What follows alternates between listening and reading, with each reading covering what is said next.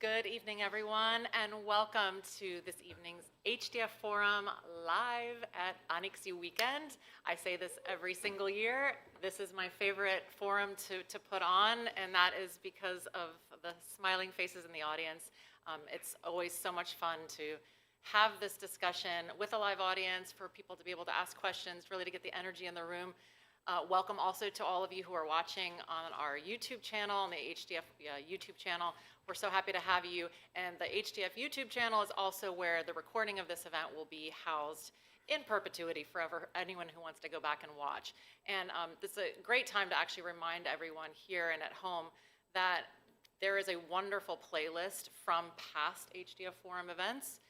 You might see some of these familiar faces on those recordings, and actually a lot of the questions we get every year, a lot of them, I end up referring people back to those videos because there's a lot of great information, so I would encourage you to check it out when you have some time. The purpose of HDF Forum, I think most of you that are here probably already get what we're trying to do.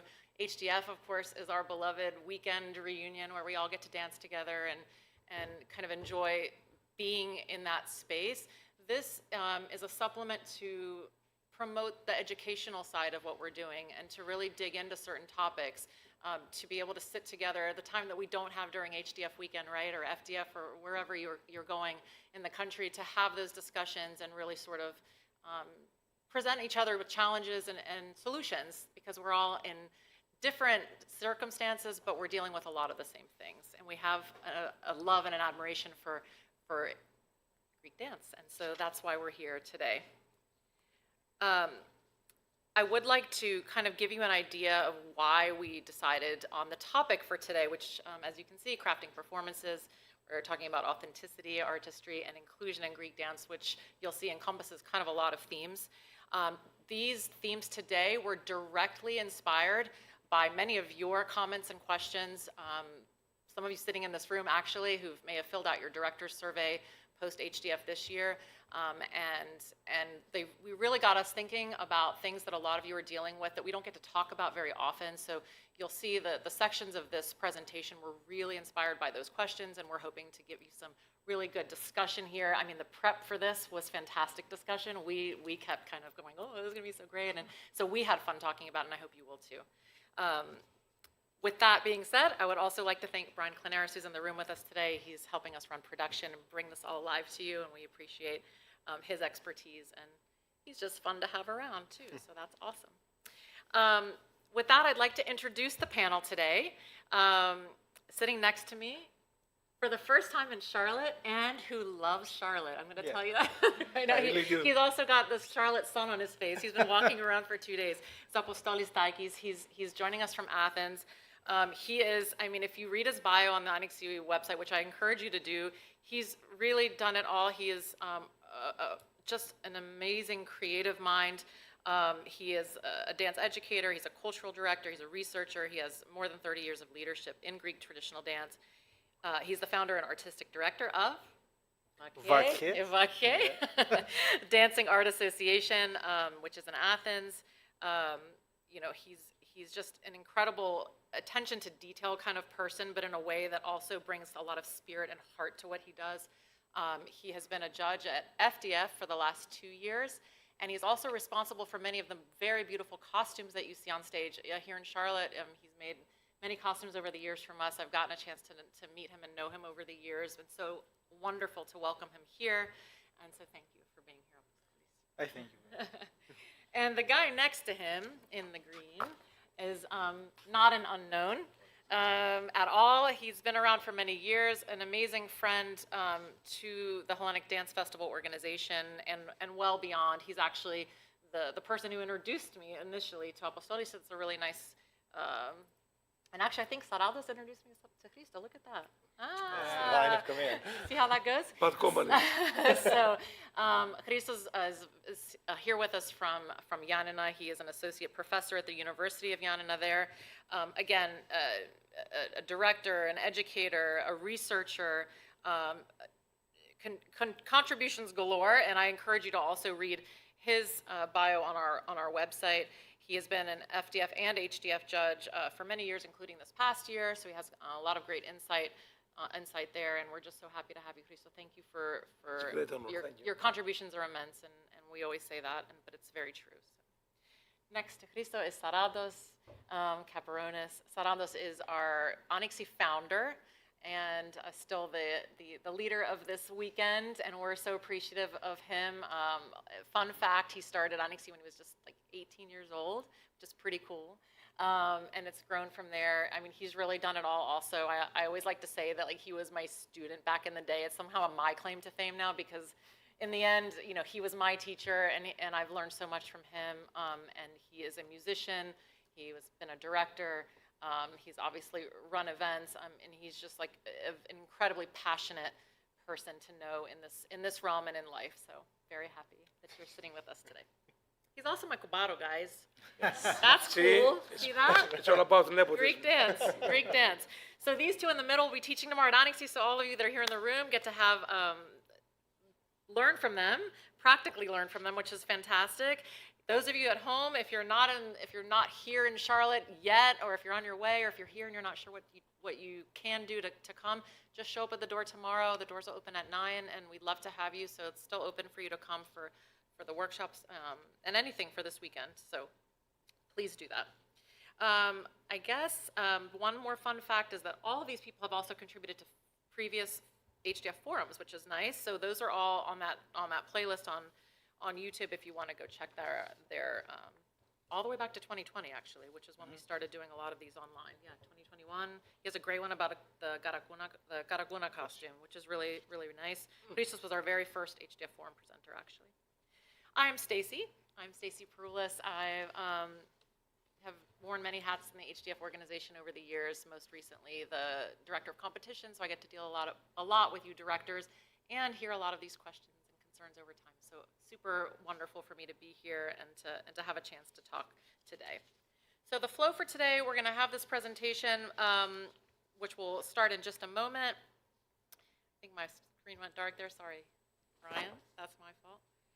So we're going to start talking about our actual topic of the day, and then we will, if you're at home and you have questions, you can submit those via the Instagram. So it's HDF_weekend. If you're not already following us, you can text me if you have my number, or you can also be in the chat, of course, and we'll look out for those later. We're going to hold questions to the very end, but I would encourage you to write them down or put them on your phone if you kind of think of something and you want it for later, because we'll do that, and we'll be able to take questions, of course, in the room here. So, do you guys want to do this or not? Real quick, before we start the presentation.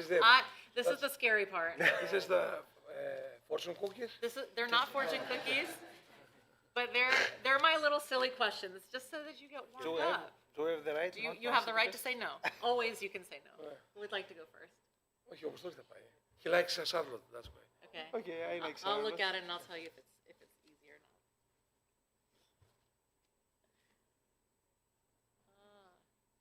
Do you want to read it? Or you want to read it? Yeah. Who would you most like to dance with again who isn't alive anymore? Oh, that's hard. That's a good question. Well, I didn't dance with her, but she was she was the person that she introduced me to the costume. She was the dance leader of Dora Stratou, Mrs. Keti Kareklafragiadaki. She was a great dancer, and she, except making costumes, where I started from here, I get involved in costumes. She was a great dancer, and she showed us many, how can I say? It was a great experience to dance with her. She was an old lady. She passed away 10 years ago, almost. And on 8th of March, the day of the women's. And I would like to dance with her. That's perfect. Thank It's a you. good one. Sounds lovely. You're lucky that you got to, right? Yeah. Okay. Good luck. Not the same. Βαθιά ανάσταση. What, Oh, you got the most now. I see. what was But I'll look at the your best favorite HDF or FDF memory from this from year. 2026? From this year, yeah. Ναι. it's always it's to watch the groups I work with before. First of all, because to be a teacher, it means that you should transcend yourself, your ego, and function like a bridge for the new students. So I'm very proud of them, regardless the outcome, and the competition. And the second, because always is a challenge, and they live like notification all the time to be fair. So it's always the thin line between the emotions and to do my job. It's always very hard. If someone says that I'm totally objective, that's a lie. That's a lie. But I train myself all this year, all the past years, even in Greece. But it's all of the members I have are great. But always when I see young, very little kids singing Greek, in Slavic, in Albanitica, in Pontic, in Turkish, it's always amazed me because Greekness is not about the bloodline, it's about the culture. Thank you for that and setting up a topic for later. No, it's a good one. What is something about his IRS? Όχι ρε. What is the best thing you ate at Pascha? Maria's γιαγιάς μακαρονόπιτα. The best thing that you ate. Pascha, Good, easy. you ate the whole arni. Ας το αρνεί. Αρνεί στην πέτσα στην αρχή, μετά πίτα. Okay. You just got points with yeah, Maria. Good job. Smart. Okay, now we're really going to do the presentation. Okay, here we go, guys. So, again, the title, Crafting Performances, Authenticity, Artistry, and Inclusion in Greek Dance. So from here. Part one, we're in 3 parts tonight. Through the judge's lens. And the whole point of this section is what do the judges see versus what do we think they see, right? So tonight is going to be a little bit a new thing. Hopefully it's going to all go well. We tested. I think it's going to be fine. We're going to get opinions from the panel, but we're going to start most of these sections by using live polls. So you'll be able to use your phones and use a QR code on the screen. At home, you can do the same. And we're going to capture your answers to these questions live and be able to show the answers. So you're going to be part of this conversation too. So it really is one of the things we hear the most, post-event weekend, of course, is why did that turn out the way it did? Why did they score this the way they did? Why did that show score high? It's natural questions, and there aren't always straightforward answers. Maybe never there's a straightforward answer, but we try to give a little clarity. Again, I'm going to make a big disclaimer here. These are 2 guys who have judged, but they don't represent every opinion. But they're going to give us their insight, and I think it's going to be really valuable. Okay, so as a setup for this section, I want to remind you, as you're going to be sort of mini-trained right now as an HDF judge. So this comes straight from the HDF Weekend Manual. These are the criteria that our judges use, that you have directors, if you prepared a group, you should have already seen these, but we're going to remind everyone. They judge in 2 categories for each presentation or for each show. So there's an ethnic quality score that encompasses style, steps, authenticity, which we're going to talk a lot about today, correct dance to the music, so are you using the dance that goes with the correct song, and they're singing style, which obviously varies from place to place. Next to that is presentation. Obviously they're integrated on the stage, but there's a separate score for presentation that includes all of these things: your expression and stage presence, the synergy of the group, precision in terms of are the steps clean, unity feeling of ensemble amongst the group, quality of improvisation, recovery from mistakes, appropriate use of props, and the quality of singing. So there's the style and then the quality of singing, which are kind of looked at in different ways. So in order to do this little experiment, we're going to watch 2 clips, 2 different clips with slightly different styles. They're both come to us via Apostolis. These are presentations that he prepared groups for in Greece, and I'm going to let him set up each of the clips so that we can, so you kind of know the context, and then we're going to watch them, and then get your phones ready so you can vote at the end. Sorry? Ready? So the clip 1. Okay, the clip 1 is from a dance performance from from Anatoliki Romilia. This performance is a part of a festival called Charokopia that takes place in my municipality in Kalithea, in the area of Charokopu. It was an effort that started 12 years ago because since the Athens was renovated for the Olympic Games, in the south part of our city, there was the Hippodrome that closed at the Niarchos Foundation building there. So all the events started to take place there. So our north part was forgotten. So I applied to the municipality that we have to do something about that. So it started as a performance from my group in the end of September, but after 10 years, it was necessary for the other groups of our city to get involved in that. So it started as a festival. The last 2 years, it's a festival. The groups from my municipality or from the neighbor municipalities, yes, they take place. Each one presenting on one region that they have decided to. So this is a region I was from my group. Perfect. Okay, thank you. So this is clip one, and you're going to get about 2 minutes of each clip. So Yeah. sit back and relax.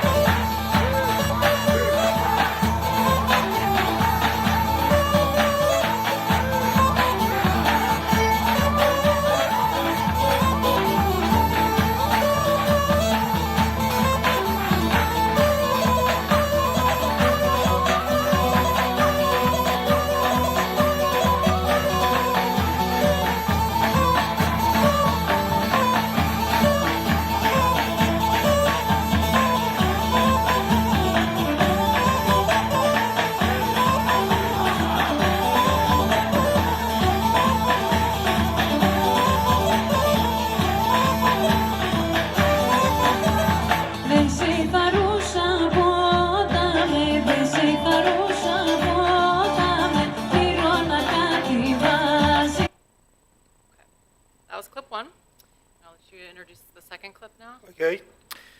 The second clip you will watch is from a performance that my group was invited to present in another theater in Athens in collaboration with another dance group.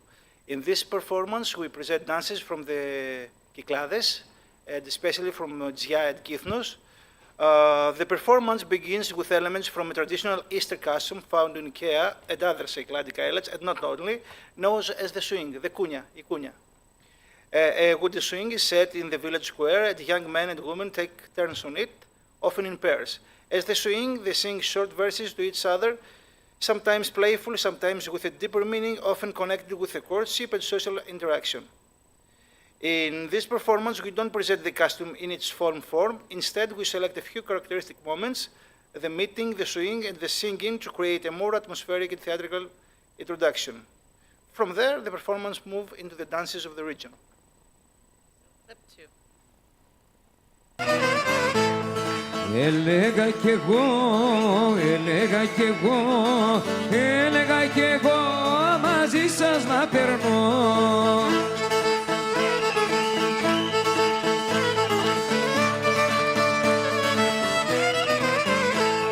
Δεν ξαναπερνώ, δεν ξαναπερνώ, δεν ξαναπερνώ από τούτο το στενό.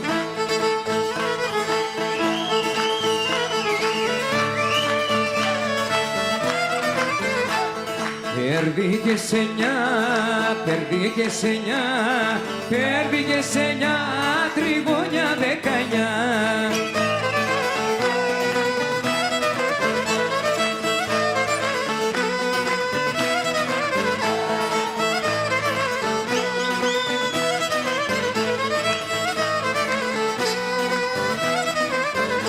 Κι από τον τζετζερέ σου, κι από τον τζετζερέ σου, κι από τον τζετζερέ σου δεν πήρα μυρωδιά.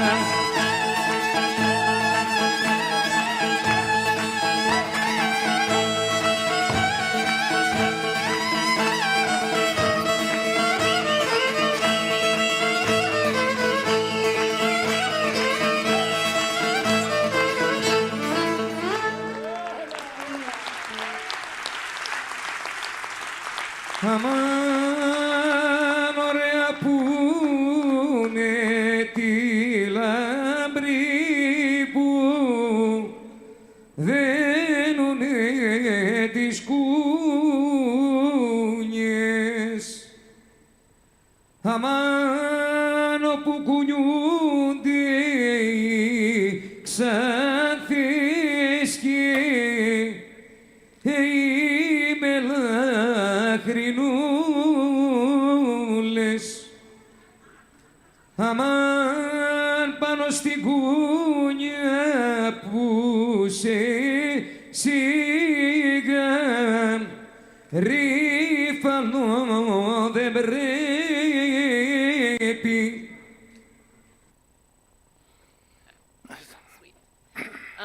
Okay, so get ready.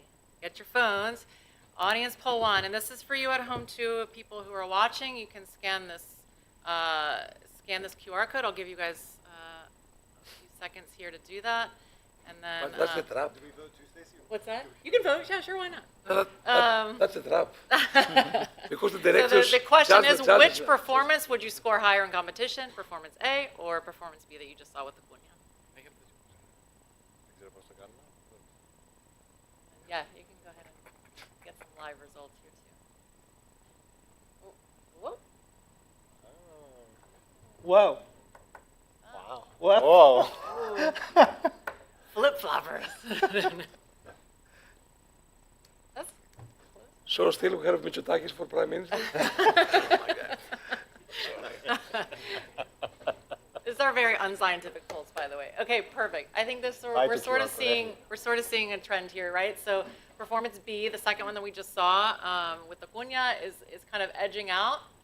Not by a landslide, I wouldn't call it, but it's edging out. Okay, so in tandem with that question, we're going to ask a follow-up question now, which is, in one or two words, what most influenced your decision? So you should see the question sort of refresh, and you can just type in your words. Like, what about that? What about those performances or the one you voted for really stuck out to you? Why did you edge it out over the other one? We'll start to see. Oh, those were our fun tests earlier. Costumes might still be a good answer. Really good chips was my test. But. Yeah, you can leave it. It's totally fine. Really, really good chips. I wish I could guess who wrote that. My daughter. No. Emotional impact, energy, natural flow, authentic. There's a big word in there in the beginning. Presentation, storyline. I love that. Chemistry is lovely. Entertainment. So of course, we don't know, which necessarily, but these are the kinds of things that stir people, right? We don't know which performance they made necessarily are talking about, but these are the kind of things that stick with, or at least have stuck with this audience. Emotional impact, whole group dancing, energy and chemistry. We've seen chemistry twice now. The swing looked well built. Yes, I love that. Yeah. You're not wrong. If it weren't, that would be a problem. I paid a lot for that scene. This is good. He appreciates. Connection over perfection. I love that. Fab. Okay, good. This is great. So now let's take this to our panel, because we obviously do have judges and a director. We have some great insight here. Since these were your clips, I'm going to start with Christo and just like give your initial impressions to really to this second question and what people said, and if those align with the things that you might be looking for as a judge. Let's say, let's start with you putting your judge's hat on, not your Christo hat, because those are probably different. Okay, that's the history of the Greek dance staging performance. Two different ways, schools of ways of thinking. So we both do everything, like all the robotics and the Swedish, the old days, and the well-organized dance spectacle in terms of grace, homogeneity, and all the stuff. And the second one is because we move, I'll tell the story after that, but we'll move because you guys did that and influence the Patrida after that. So at some point, now for me it's a surprise. But it's tight. I was expecting that the second one for FDF and HDF context make more sense. I leave it here for now. Okay, I agree. Saraldo, I- who the sa- hasn't actually sat at a judge's table at FDF or HDF, but what stood out to you and what did Well, you? like Christos said, there's two ways of presenting dances. There's the the first performance, and then the second performance. We've been accustomed here with HDF and FDF now that the second performance is more authentic in a sense, but really it's like bringing the choreo and putting it on stage, right? But performance A is not wrong at all. It's just a different way of showing it. So I prefer B, but A is not wrong. And if you were to perform that at an HDF and FDF, that would still be correct because you're performing the dances and the transitions and all that was very nice. Now, would that be done at a panegyri if that's what you're trying to show on stage? If you're trying to show a panegyri scene, for example, then no, part A, performance A would not fit that motive. But if you're trying to present dances from this area and just present the dances, then video A is more than fine.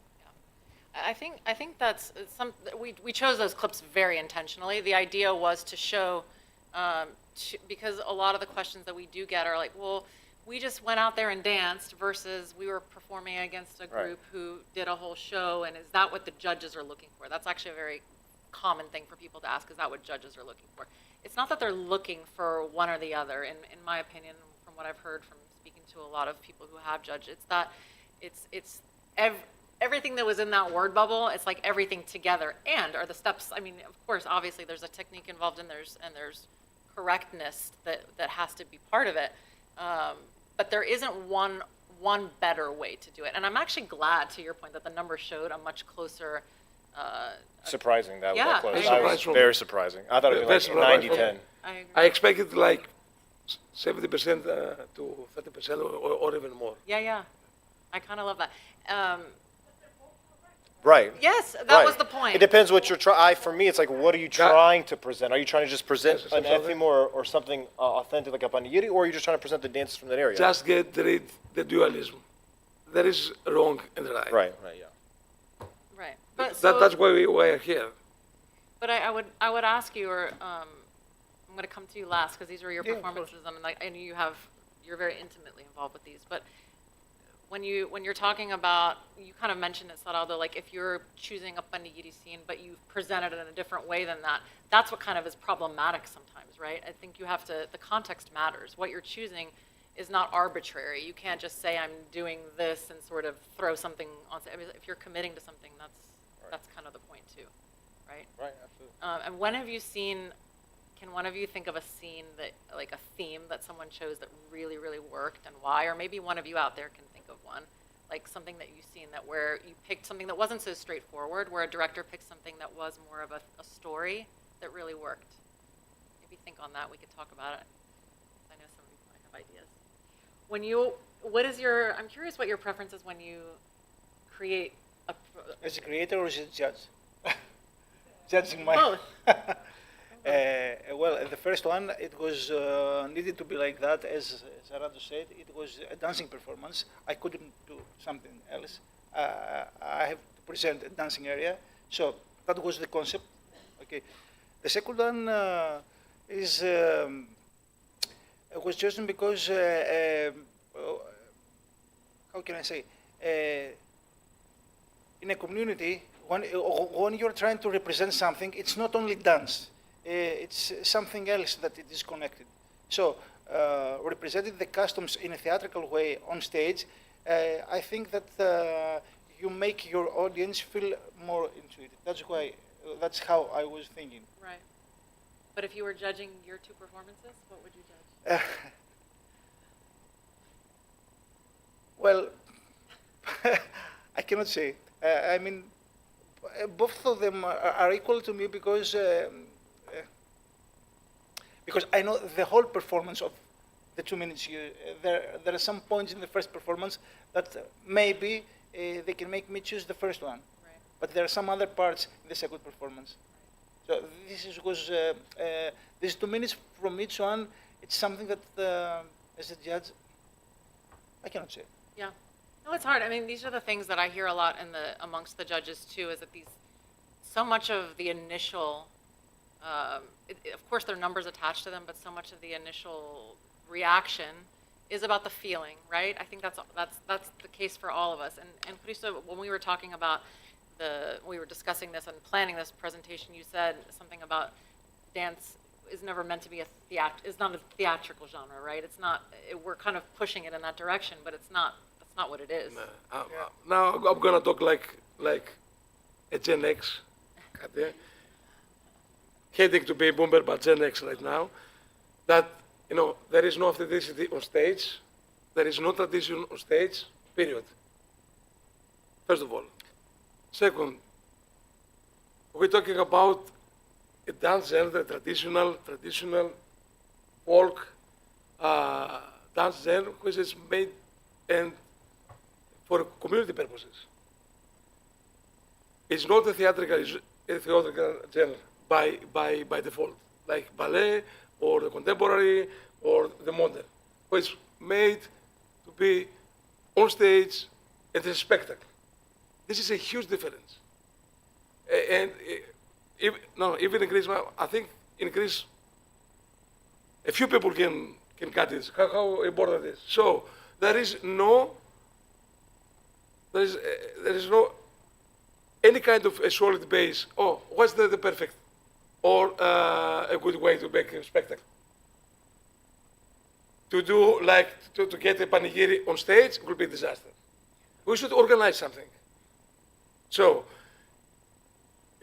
just for the history, I'm gonna be like teacher now, is for national, is because on purpose to build a national identity. And the national identity should be homogenized and should function like a diplomat for the outsiders and be bold and spectacular. So that's why. And always we blame very easily about Orostratou and Legion, but the context back then was totally different. Totally different. And so what was back then their aesthetic model? Ballet. Ballet. And just for your info, I think it's important that Orostratou and Igor Moiseyev, is a phenomenal choreographer of the century, who built the Soviet identity on stage, the Armenian suite, the Greek suite, or the Cossack suite, in order to represent in the best way, in the more polished way, the authentic Soviet identity, which was a new construction, which is Soviet. That was 100 years. So we follow that path. All the Balkans follow that path, and again, grace, homogenized. That was our pattern for historical purposes. That's why. Yeah. Is it okay? Of course. Okay, of course I agree with Christos, but since now the Greek dances are a performance at their own stage now, okay, which we have to think about how do we present this to the audience and how to make it interesting for the audience. So if we can make it more theatrical, but in a right way, I mean, if we can involve some other artists, like actors, for example, I don't know if it's proper to do, but since we are fed up watching performances only by dancing and dancing, maybe we should, I don't know how to say it in English, we have to, πρέπει να αναθεωρήσουμε our way of... Reconsider. Yeah, we have to reconsider the... I mean, as a creator, because as a judge, for example, okay, since I have to follow some direction, I will judge for the authenticity, for the steps, for the music. Okay, I have to follow this. But since I want to present something, for example, so what are we doing? Everything is wrong. For example, I was accused many years back because I was presenting the anthem of Kordelati in the Syntagma Square because I was invited by the municipality of Athens. So, should I have done this or no? Because Kordelati is an anthem in Naxos, okay? Was it theatrical or no? In other words, you were criticized because you were doing it in the wrong context, Yeah. in the wrong place. Every performance is in the wrong place. It must not be in the theater. The wrong place, the wrong time, yeah. Just to put it, but HDF and FDF and performances should not exist. Huh? Yeah.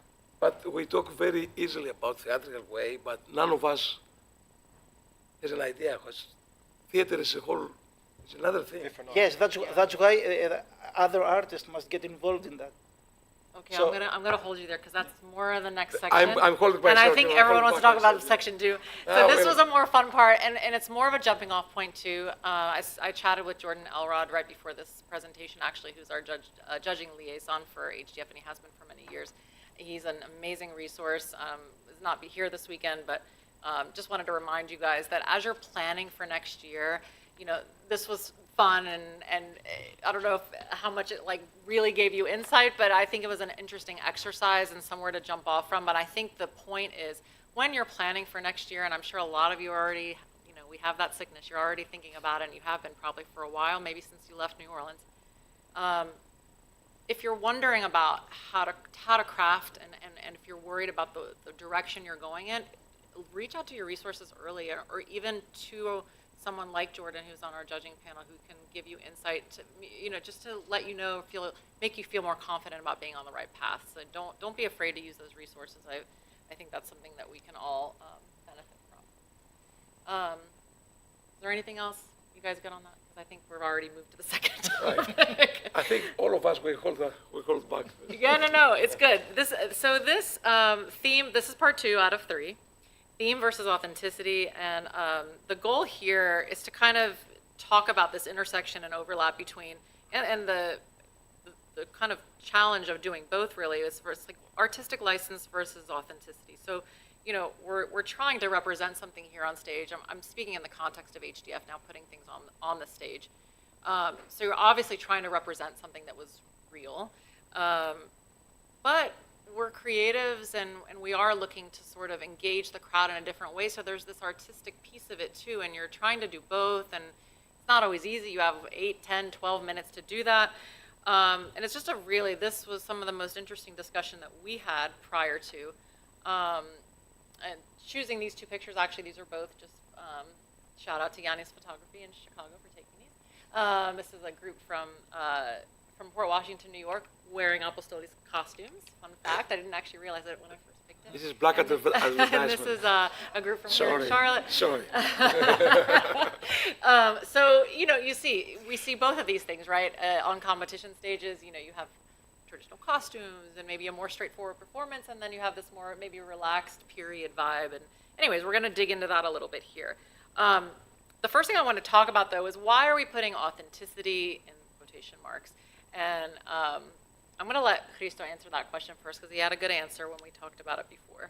So why quotation marks? Okay, now I can talk as I train and educated as an anthropologist and as a folklorist. So this is a very problematic concept.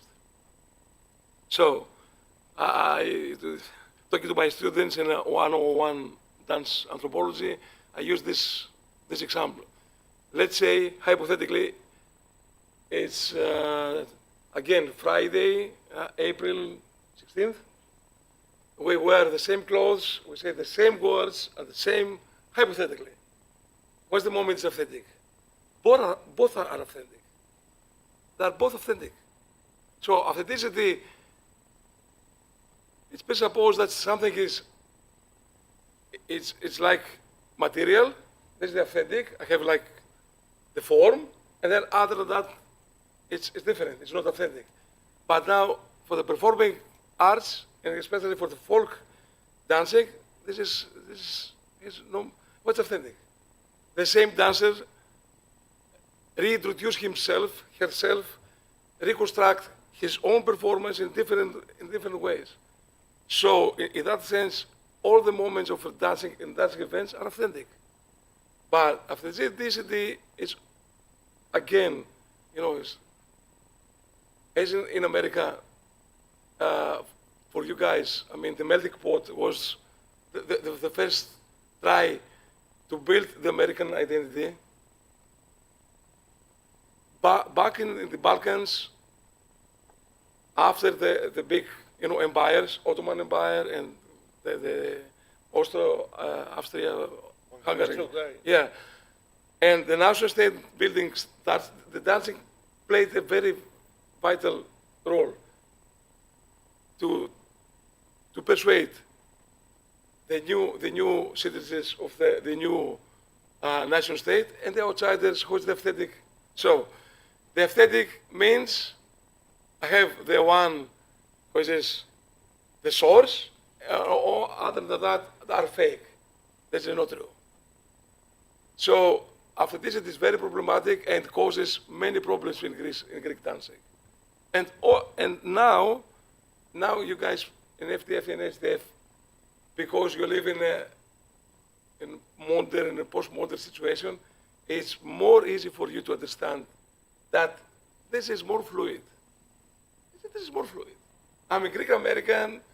My dad is like third generation, and now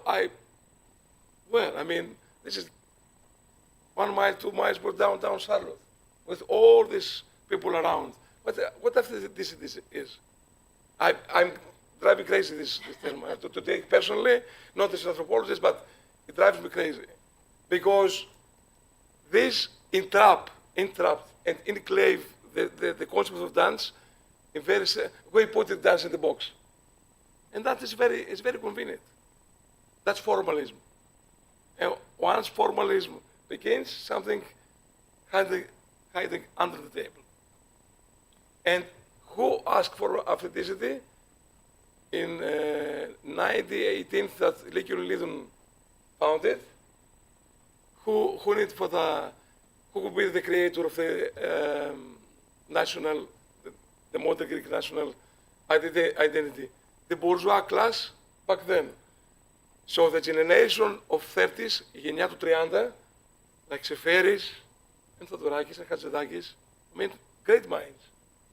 They use many elements in music, in painting, like Fascianos, in dancing, but in the modern dancing, they use many elements for the folk culture. Why? Because in terms of the philosophy of back then were romantism, not romantism like we mean it right now, but as a way of thinking. So go back to the folk cultures, to the traditional culture, in order to find the pure, authentic, and Greek. Go back to the village. But the bourgeois back then reevaluated, but always the question of continuity. We need, of course, ancient Greek, and then the Byzantine, and then, so I quote Christinitou, one of the founders and the teachers in Ioannina in Athens. Oh, our dances, our traditional dances are amazing, are very beautiful. But you know, it's kind of brutal. So we should, you know, put them more, make them more aesthetic and bring back the ancient ancient Greece spirit. So, ήταν καλό όσο ήταν καλό, αλλά έπρεπε να γίνει So fitting έτσι, it. αυτό. We're polished. So, Dora Strato was part of this generation. And he knew it very, very well. An influence, I mean, that was a massive influence for the U.S. especially, I think. I mean, those Doris All over, and the Hellenes all over. Yeah. So that's just like an answer to the question about authenticity in quotes. So clearly there's a lot to dig into with this. I mean, and tying it back to the first section about judging, I'll just say this. You saw authenticity as a line item, let's say, under one of those judging categories. And even that word has so many layers of perspective attached to it, right? So you can understand, again, like why, going back to the judging piece, why these things aren't so straightforward. I mean, this is even just one person's opinion, and you could change your mind 5 times listening to the rest of this discussion. But anyway, this is kind of the point here, is to open the idea of what is authenticity and how does it play in. I would Please. like to make a point to the costume for authenticity. I would like to go back to you with a question. If we have a costume, an original costume from your grandmother, from your village, and if I will create a copy, a real copy, with the same material, and exactly the same, and I will bring it in front of you without telling who is the authentic, anyway, which is the original. Who would you think would be the authentic one? The same material, exactly the same embroideries, exactly the same. What would you say? See, if it is that problem for The material. the tangible, just think how it's hard to define in the case of the intangible, like that. Tangible, yeah. So the authentic was the one that it was used by your grandmother in your village in that time. But you cannot make the difference. Okay? That's what Christos said, eh? Αυτό. Perfect. So in that vein, we're gonna go back to our videos. We're gonna show you 2 clips again. These are both performances that Christos put together at different times and places. And so I'm gonna let him introduce this first one. And there are gonna be questions for you in the poll again after this regarding authenticity. So Christos, if you could just set up this first clip, that would be great.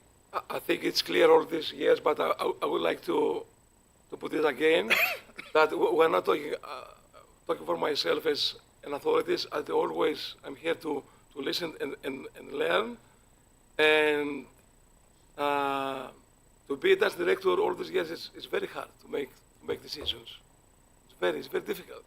So the first, let's say, is my personal milestone in the context of performance. It was part of a performance back 2000, September 2000, in Herodion in Athens. Has been monumental. I mean, the space creates expectations. It was part of performance directed by Labros Lavas. You know, the Labros Lavas was the director also of the Latin Gis, ethnomusicologist in the University of Athens. I have the 12 minutes part to represent dances from Eastern Macedonia, what this means. So, drama and seres were in between 10 other folk groups from Greece. Both, back then I was served as a director in Lykion Lydon in drama. So, Okay. So we're gonna your turn. take a couple minutes here.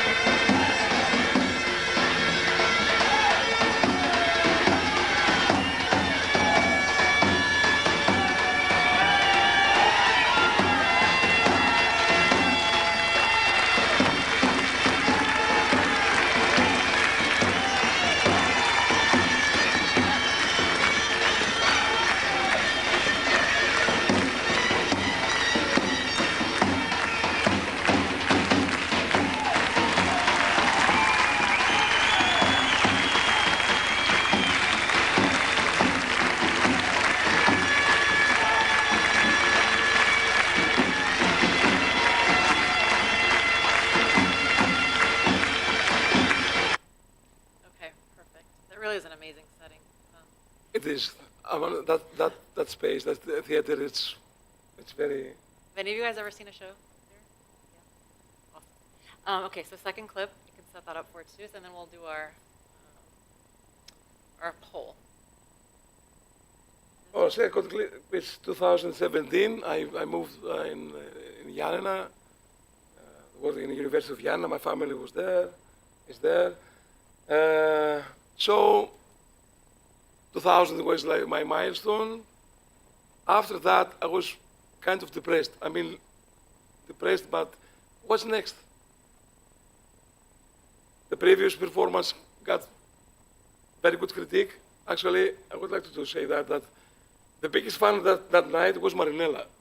Marinella is personal friend of Lambros' personal friend. She was like a crazy. But after that, what's next? And I talk later about authenticity, about the last performance.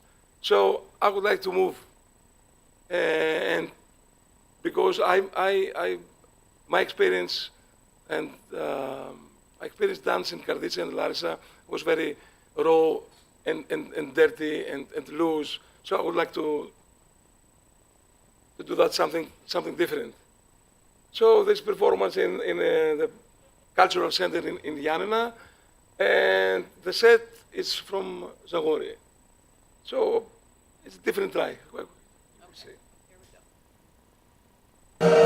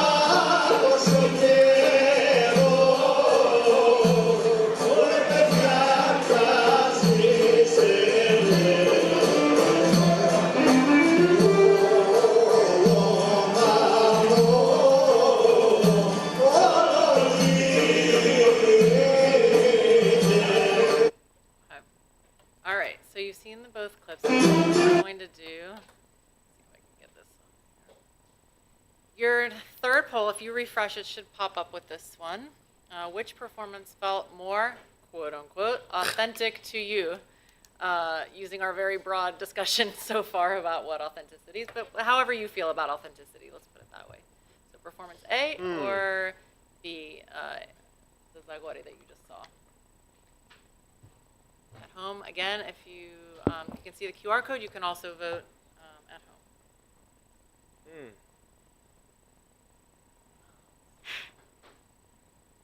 This is the exit poll. Performance A is trying to catch up. It looks like the last one, guys. Oh, maybe not. Couple more seconds. Okay, well, this is a little more definitive, I would say. So performance B, getting about double there. Yeah. Wow. Okay. So that's interesting. No, we're going to do a similar follow-up question to that, which is in a couple of words, what most influenced that decision for you? Like what stood out, what made you vote whichever way you voted? And Brian's going to show us those words. I don't think there's any chips on this answer. Let's see.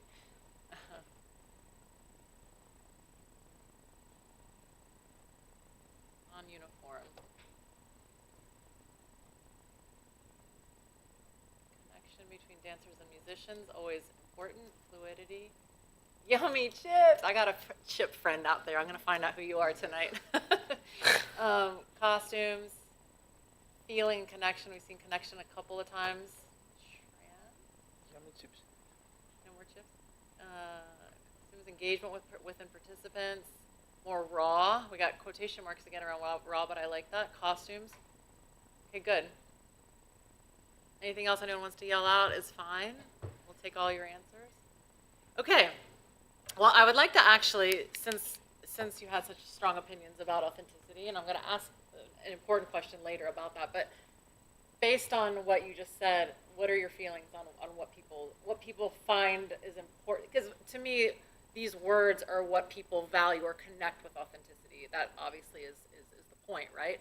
So if, these things, we don't know Marinella, because she liked it, you liked it, yeah. What stands out to you about this? Does this make you feel like people are kind of have the same idea of what authenticity is or is not? I don't know actually, but statistically, that's wrong, because there should be like three options: performance A, performance B, and none. None of them are authentic or were authentic. But as long as I'm very proud of this, that the connection between dancers and musicians is very important. This is an authentic moment. This is an authentic moment. So I think it's more clear for them. That's a vote that makes sense for me after all these years in the HDF and the FDF mesh work or network. So then with kind of on that same line, should we stop using the word authentic? Is that the point?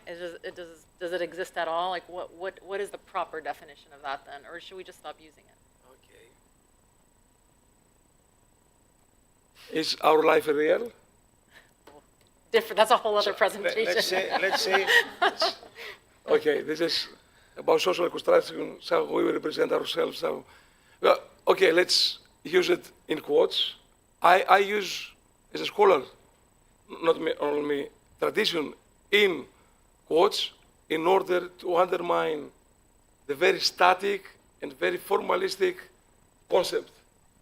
So my job is to bring to the light how dynamic these forms are, and speaks today and 10,000 miles away of the source.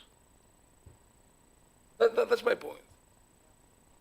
But even for these dancers, or for your dancers, they have authentic moments on stage. That's true. And that's what stands out, I think, a lot of times. So to blame all the time about the performance, but now some people, they do like to do performance. They do like, έχουν το δικαίωμα να αισθάνονται έτσι. Ποιοι θα είμαστε εμείς πρώτος που πούμε, this is wrong. For me, I have huge ADHD. I like very much the preparation. Not the performance itself, but I love preparation. Why? Because my mind is spinning all the time to find the musicians, the music, the right melodies, the costumes, the variations, the aesthetics, the lighting, the sound, everything. And I think I'm going to just say one more thing, because I think what you just said and is the reason why authentic moments happen on stage. It's in the preparation. When you have all those moments, when you're relaxed and when you're building that trust between the dancers and between the musicians, like that intimacy allows for the authentic moments, I think, on stage. So that's important. let me help you.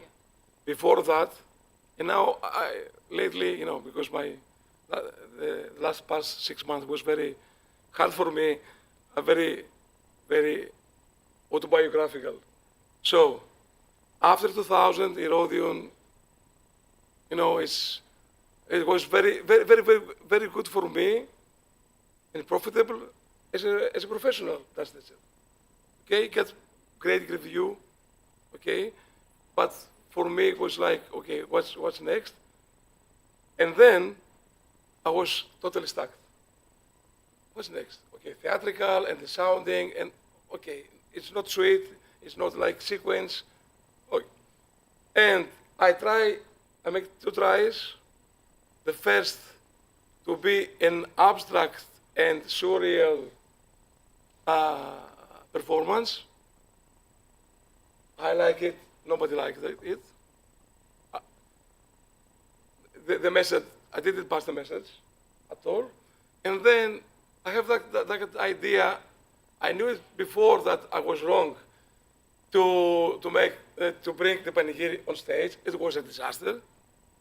And then, and thank you guys and the people, I found my answer in HDF 2012. My first time serving as HDF judge, because contour performance and Tina Tala's performance, okay, guys, okay. I'm not alone. I'm not alone, and I'm not crazy. I'm not alone. So that's the story. And then in 2015, 16, 17, I tried to do something different. What I wanted to. If we think we're getting inspired of the Greek dances and we're making performances, can we say this? Is it wrong or is it right? Or are these performances the new tradition? I mean, if these performances would not exist, so everything would have been lost now. Huh? So I think that we must not focus so much on, how can I say, dances on stage for me is something theatrical, not in the way of the theater, I mean of a play, but since they are on, we put them on the stage, we have to see the dances from another perspective. So for me, it's an inspiration. And this inspiration leads to a new tradition, if I can say that. This is just my thought, okay? Yeah. Tradition is always fresh and new. It's always fresh and new. I want to touch on something that was a difference between and it was another reason that we chose those 2 clips, and it's something that gets talked about a lot these days in the context of competition, is full costume versus the period look, and I want to kind of get your insights on that. This is more like practical for the directors here, and what are your insights, and what would you be careful about in terms of planning one or the other in the context of what your performance is? And I know your costumes are very close to your heart, but I also know that you, for that second performance, were very detailed in terms of the way you planned for it. So I think it would be interesting for them to hear your process, and then I want to get your thoughts on costume. No. For the second one, for the Zagori, okay, it's very easy. Let's not wear traditional costumes. As we say in Greece, να φορέσουμε τα ευρωπαϊκά. Let's wear Europeans. Guys, we should study. I asked a colleague of mine, I was doing costume folklore, anthropology of costume, about this decade, and even the hair, even the small details should be there. And the guy, the military guy, the Fandaros was there, is about the uniform of this decade. If you should be very strict in order to get to create a theatrical spectacle, you should be very very strict about the historical moment, not something in between. But it's not easy. So once I'm wearing the 60s and I do the steps of the 40s, or the 30s. I don't know what the steps looks like. Δεν ξέρω πώς ήταν. So, there are two words, artistic license, but what's the boundaries? And whatever you choose goes then, well, you have to be the details about the costume, but then that also goes to the rest of the performance too. It has to still be in context of that time period and what was going on historically or what. For me, I don't know. This is different now in FDF. As long as I'm putting my signature, and this is my approach, I took the responsibility. So, but this is a responsibility. Okay, in the first one, like you lead on 50 people on stage, 3 cells, never happened that. And then from Lastrigini, from Iraklia, I turned into the first part of the Flamboro from Seres. This was my idea. It was spectacular, my idea back then. But the audience from YouTube, if you take for granted my performance, guys, we lost it. Also, I did drama, Teska and Ramna. My idea was I would like to be the movement more dynamic. Instead of doing 2 bars and 2 bars, I chose to do 4 bars and 4 bars. But I knew why. But none of them are authentic. But the musicians were very authentic from Iraklia. The repertoire were authentic, but the approach, Not so much. no. And I don't like to hide myself. It's very easy. Everything is subjective. Yes, everything is subjective, but the first step is the first stage is the information. Then is the knowledge. If we're lucky, then the wisdom comes. It's very hard to decide. Going back to the costume, because costumes are close to your heart. So, and now that you've been to competition here in the U.S. a couple of times, and you see, I'm sure, a mix of both types of approaches. What is your feelings on that? Where the costumes are not on the stage? Yeah, I mean, when is it appropriate? When is it not? What do you? Allow me to ask you something. Have you ever been in Epidavros? Have you ever seen a tragic play in Epidavros of our ancient authors, Euripides, or have you ever been there? Okay. Teacher? Yes. So, if you had the chance to be there, you would see many directors using many costumes according to their artistic license, as you said before. For example, let's hypothetically say that this summer you're going to Epidavros for seeing Vakhi, okay, for example. What would you expect for the costumes to be like? Ancient costumes? Modern costumes? Belle Epoque costumes? That's on the director's mind. So I love costumes very much, and I love costumes representing την εποχή τους. The time, okay. So, what I don't like is that we can see a dancing group, and we can see, for example, 10 dancers and 10 women dancers, and all of the women dancers are brides. This is impossible, okay, because brides were the more fancy ones, okay. So, if you go to a village to see an authentic panegyri in Pascha, for example, how many women could be married this year? All the women of the village? Not, of course. 2, 3, maybe. Okay, so this is the mistake we make on the stage, because the costumes, okay, the bridal costumes are the more fancy ones. Also, we can see, I don't want to insult you, but the ladies, I mean, yeah, I mean, we're seeing old ladies that they're dancing wearing bridal costumes, and this is disgusting for me. Also, it's improper for the young kids to wear costumes. The costumes you said, my costumes you saw before, it is for young kids. This is not proper. No one was wearing costumes under 15, 16 years old. So this is artistic license. Okay, what we will present. I love costumes, but if the concept is different, 10 years ago it started a dance fashion. I mean, I'm presenting the mixture of the costume because we are on 60s, and some of the ladies they were wearing the Evropaica, and others, and it was a brilliant idea, and everyone thought the same idea at the same moment. So for me, costumes must be. Πρέπει να φοριούνται τα κουστούμια, but in the proper way. Another thing is that the costumes, they have created the step also.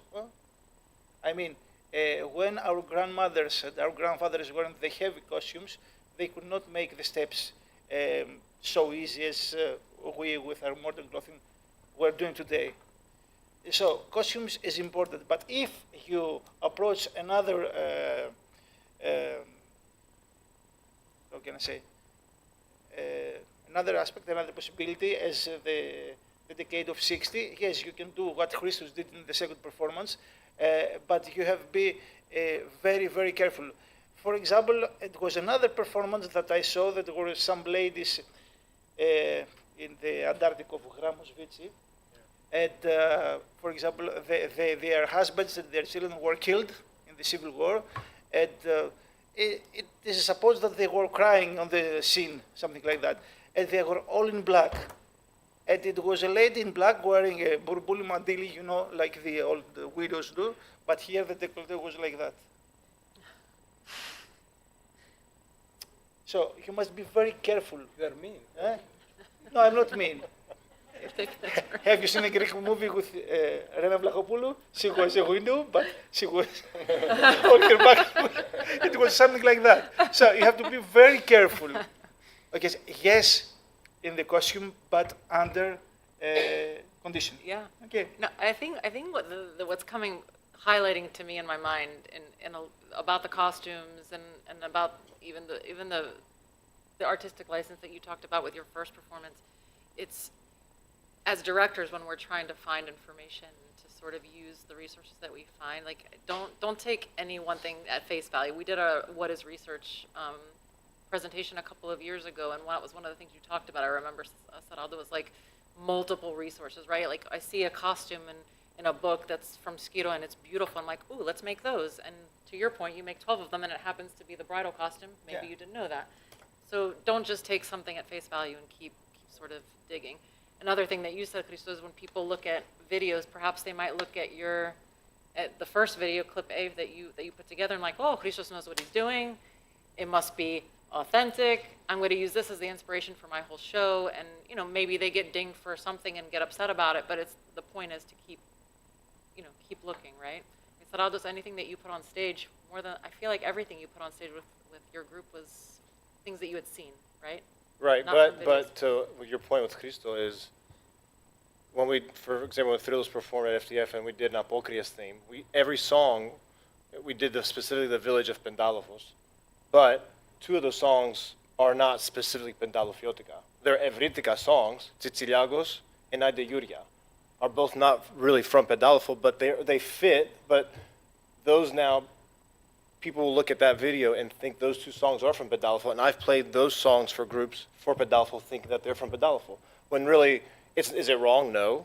But I've picked those songs because they fit that apokriatical theme, and it brought that extra little flair to the stage, because they're both playful songs. Yeah. But were they 100% correct from Pedalfo? No, and I knew that going in, but that's where you need to have a second source. If somebody comes to me and tells me, hey, we're going to do this from Pedalfo, these 2 dances, could we saw your group do it? I would tell them, be like, you can do it, but it's not 100% right. They're Evritica, but they're not exactly from Pedalfo. Right, yeah, it's a great point. point. But you got to, that's why the second source or the multiple, it's all context. It's like I would take a video from Christo and take it for the Bible, for example, but you should always, double check, because he might tell you, like, it's not right, Right.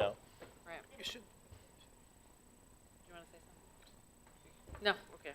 I feel like this part 2 could have been the whole part, but we're going to move on because the part 3 I think is really important, and maybe we will sort of expand this at some point. I think it's worth talking about, and I'm hoping that you guys have some questions about this that I want to save time for also.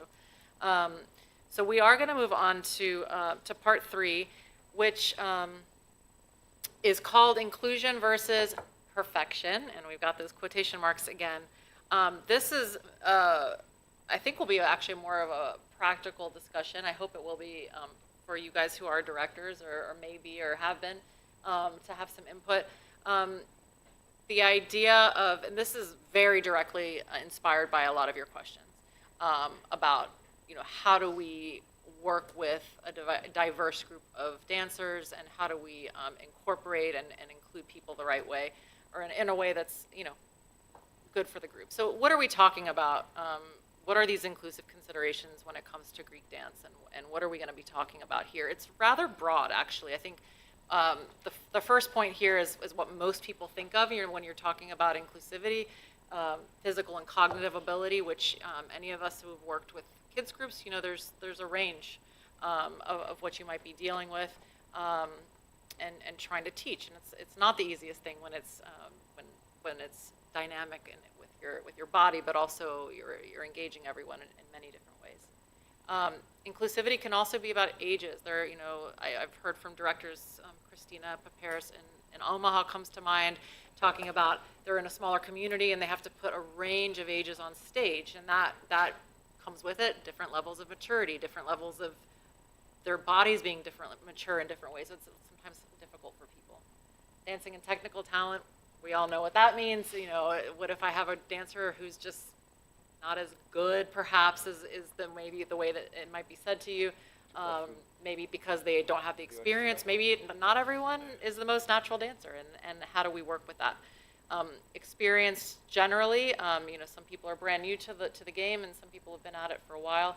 And also commitment, including people who are kind of in it and want to be there, and then some people who are sort of fringe and just are in it maybe for different reasons than you might want them to be. Again, this is a theoretical and a practical thing to talk about, and I think it's a really interesting topic. I think as a director myself in the past, I've dealt with all of these things, and we're going to talk about what these things mean, and then also maybe talk about some practical advice on how to actually include dancers in the right way, because dance at its core is inclusive, right? I mean, isn't that the point? Right. And isn't that what makes it authentic, if it is inclusive, right? Maybe that's the most authentic thing we can do, is be inclusive. Talk about that. Is that real? That's the hardcore. It's about safety, and if you think, Kyklos, the circle, as a formation, you'll be first, second, and last. It's like life, and includes people. Even the old days, even a person with special need could join. Ο μεθυσμένος του χωριού, I mean, the drag people, no, I'm very serious. It's true. Included, was like very democratic, egalitarian, and collective.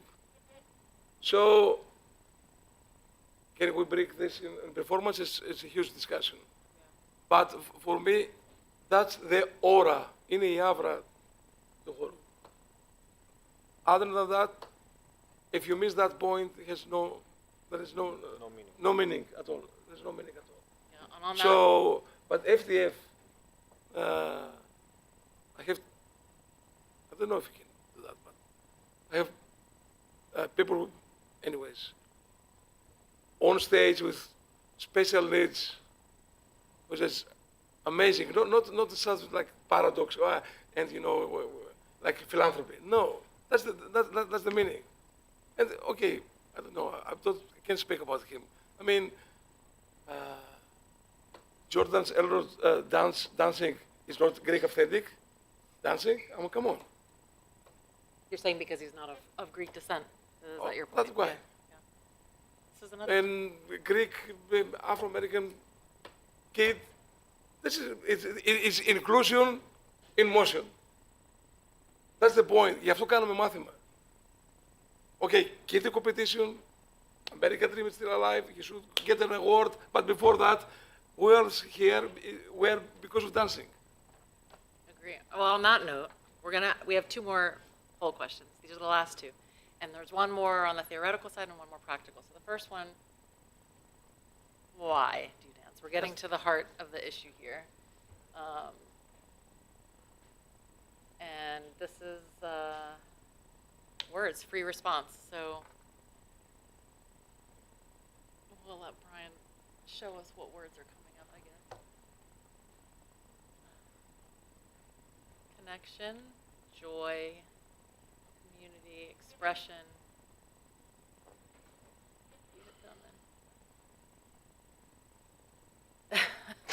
Wait, is that a chip reference? Because it makes us feel delicious. I love this. Connection with my family. I love that. Preserving culture for future generations. Love, passion, and preservation. Thank you for that Oxford comma. Flirt. It makes me happy. Passion. Flirting. Ooh, tea. Okay, elation. It happens once in a while. Oh, I love this. To keep the thread of tradition and heritage alive, to make my ancestors proud and say what they could not. Oh, it's another great topic, actually. It's exciting. All of the above. Oh, I love this. Meditation. Guys, who said meditations? Please tell me who said it. I love that. Do you know how many times I say that? When kids that I would teach used to say, oh, it's so boring. It's so boring. I'm like, no, you don't get it. Like, you have to, like, the most simple step. We can't show on stage, right? 10 minutes was on that article, right, that you might do in real life, that you can't do that on stage. I'm gonna cry. That's meditation, right? Like that's where you feel that connection is like so real. I don't even know your name. What is your name? Maya. Nice to meet you. We'll chat. But I think that's so awesome. All those are amazing. Okay, more practically. And maybe you're director, maybe you're not, but answer it as if you were. If you were putting together a performance and you had to decide who gets playing time, right, in your performance, who gets most of the time on stage, or who's not sitting in a chair, you know, these things. What are the things that you look at the most? You're going to look at all of these, but what is the most important to you as a director? Technique, ability, attendance, commitment, attitude, longevity with the group or program. Technique and ability zero. Come on, guys. Be real. You're right. I love this. Surprising, actually. Yeah. Okay, technique comes. But there's a lot of other. Can you say So we're going to find out about that too. Yeah. Okay. Well, technique ability it came back up. I told you. There you go. Yeah. As it should. I mean, it's important. Yeah. Okay. Attitude, attendance, commitment. Good. This is shaking out more like I kind of thought it would. I am curious about anyone that put other in the room. Can you just like say out loud maybe what you were thinking? Yes, Andrea.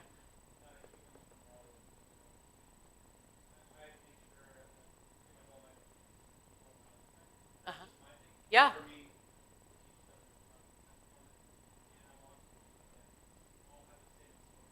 Right.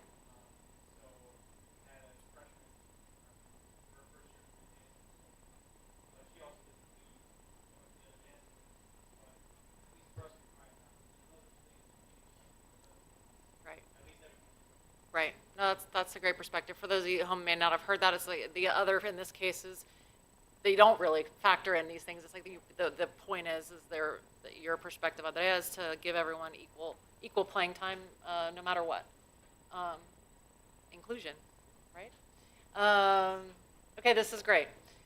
Any other like visceral reactions to these answers? What do you think? Very honest. I think the answer is very honest. Yeah. I selected other because I thought passion. I feel like if a dancer is very passionate, they can express that through their steps and their own styling, and that will, their technique and ability will come. Yeah. Does that make sense? Yeah. With their passion of it. There's very few. Huh?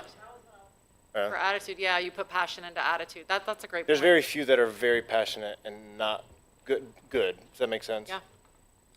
You are my passionate student, Sarantos. Oh. From a Marina little has kid. I was in very a good nice days. things from you. From a little kid. So let's talk about this. I'm going to move through this actually. Some practical advice.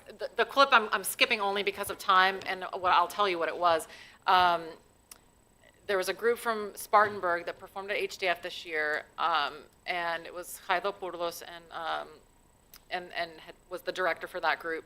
And she told me ahead of time, she's like, this group, she's like, I wasn't going to bring a group again after many years.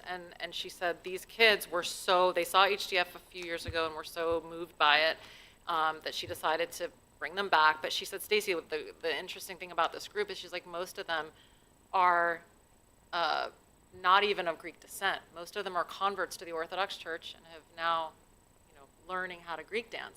So, with the one thing that wasn't on the inclusion list, but Christos sort of alluded to it, is people who don't have the Greekness per se, that didn't grow up with it, but they still are so passionate about it and want to learn. And that group sang a cappella in Greek from Arachova, and it's amazing. I mean, you had, I think, 8 or 9 kids on stage, and 75% of them were converts. So it's a great example, actually.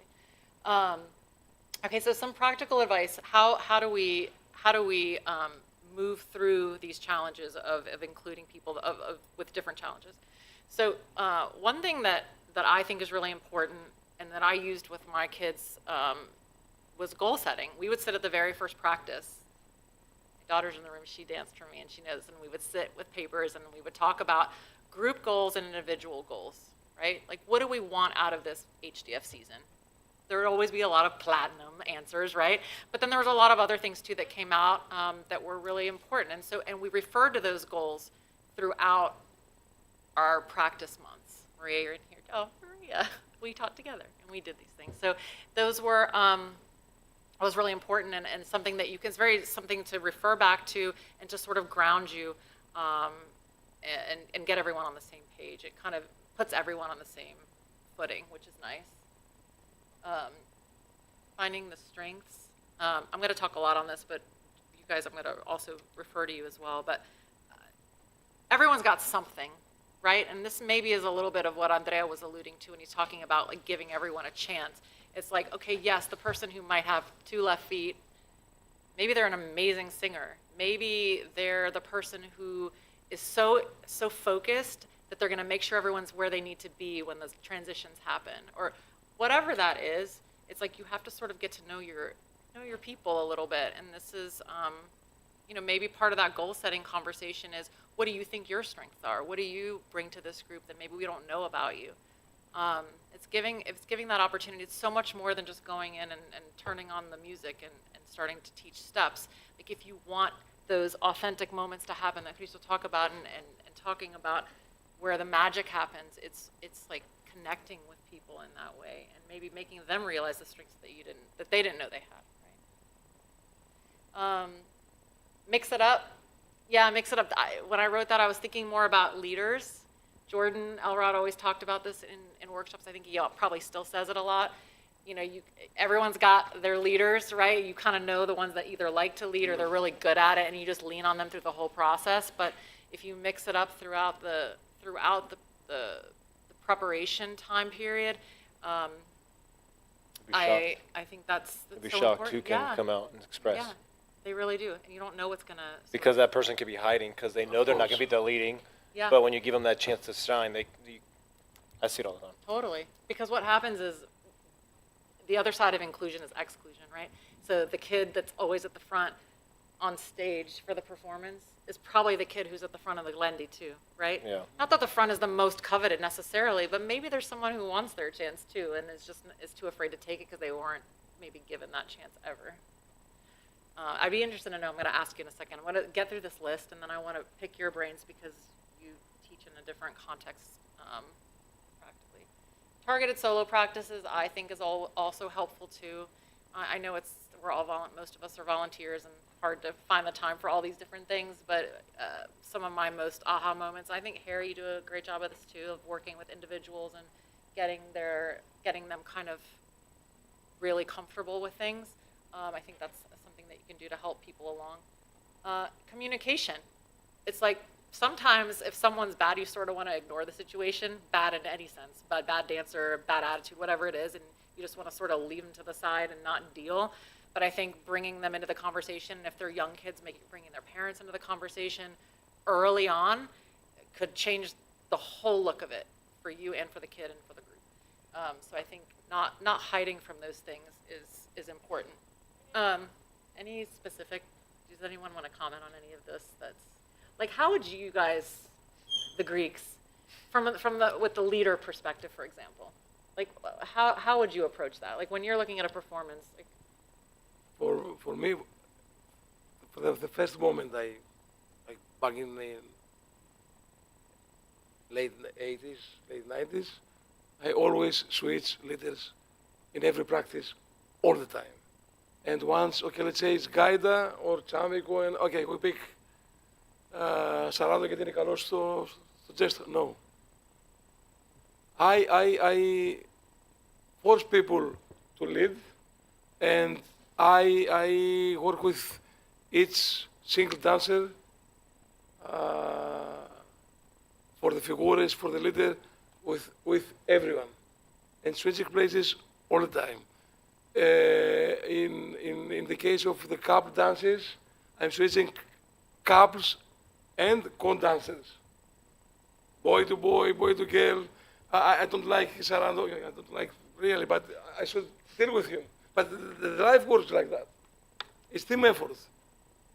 You know, education studies helps a lot. Mixed up all the way, and give them tasks. Task of the month. Clean up your mess. Clean up your costumes. Take care of your costumes. Guys, break the parents outside of your class. Don't let them to be on the class. That's a huge problem in Greece. No, it's a huge problem. And the good teacher is to bring the best of each of your dancers. The communicator, the character, the guy who is the good dancer, the other who's very passionate. In the Greek dance world, in the Greek dances as a whole, there are roles for everyone. I strongly believe that. There are roles for everyone. So since, except dancing, I'm a Greek teacher in an elementary school. The thing is that, especially when I teach dancing kids, I make a rotation. I mean, in every Saturday when the groups are coming, each kid takes the front place, is the leader for at least one or two dances. And of course, there are kids that they're talents, that they can dance. And of course, you can see in the faces of the other kids, oh, he is not dancing, she's not dancing. But as a teacher, you know, what I'm doing in my class, I'm doing in my dance class as well. So, and of course, I agree with Christos. I switch couples, I switch all, and especially what I do most is that there are some dancers that I trust more. The most, or my talented dancers, and we have make an agreement that they are the supporters in the dancers that they can do, that they cannot do so well, and they are helping. They are very helpful. But I want to be very honest. When we're going to a performance, then things are changing, and the roles that the dancers they cannot lead are different and more easy. Okay. Yeah. Good. Okay. I might wrap this part up because I want to have time for questions. I'm hoping you guys have some, because I think these are great people to ask them of. So we're gonna move into the Q&A part of this chat, and I'm gonna start with people in the room, and we have a mic over here. So I would love for someone to come ask a question. Oh, yes, thank you, Oh, Chelsea. Chelsea, everyone give Chelsea a round of applause. Okay, so I've been around for HDF for, gosh, what, my whole life? I hear this topic of authenticity a lot. And as someone who I think has had success as a director, I try to be as authentic as I can, but I have heard within the past few years from so many of the judging panel participants that there's no such thing as authenticity when we're recreating a scene on this stage. So my thought and my question for you guys is, why not just remove it? Why is that within our judging criteria? If I'm being told by so many people on the panel, nothing we present here is authentic. It's more creative. It's our interpretation. It's artistic. It's rooted in authenticity, but it's not authentic. That's a great, So yeah, my question is, why should that be a part of our criteria? yeah, I mean, I'll start just as representing the HDF organization, and then I would like to get their thoughts. I would say that it's a great question, and the truth is that the way that judging works and the criteria that we use is very fluid and has changed over the years. We changed it maybe not even 3 years ago, actually, to take off a whole section. So I think it's a great, we will talk about it because of this. And I think it's valid to talk about it. Maybe the word needs to change, maybe it gets taken out completely. But HDF has evolved because of these discussions. And I think it should continue to do so. And so the answer to that is maybe it will, and maybe it should. But Right. yeah. No, I didn't take it that way at all. I don't know. I mean, as judges, I mean, would you prefer just to see that word gone off the list of criteria? Does it matter? Do you disregard it anyway? Does it matter? Yeah. Yeah. No, okay, we can. I try to think. Maybe we should coin another term. But as long it's clear what ethnicity means in that context, I have no problem with this. As long authenticity is not the monster, is not the elephant in the room. That's my problem. There's nothing real. Okay, we're talking about dances for 50 years before, for 60 years before. Okay, let's say there is a static point. If we consider that static point as the authenticity of that moment, I'm okay with that. I have no an alternative word for now, actually. Maybe Other than, I mean, this in my papers in anthropology is to undermine the meaning. It's like to put in the quote, but this is different.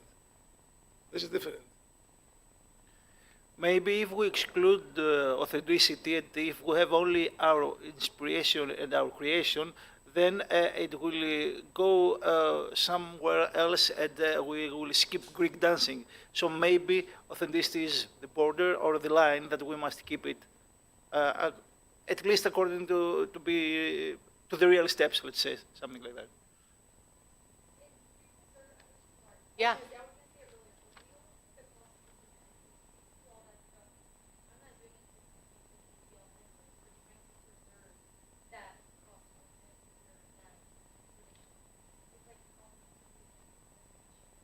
It's really good.